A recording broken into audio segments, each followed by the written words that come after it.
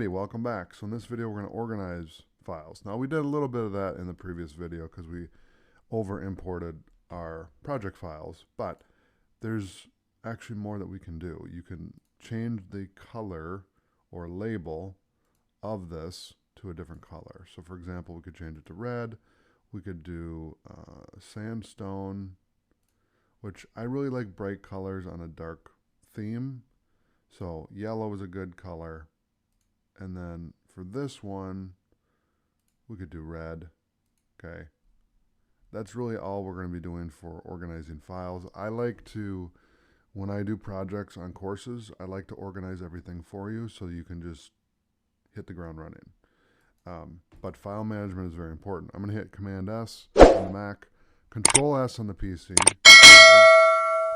and that's how you organize the files. All right.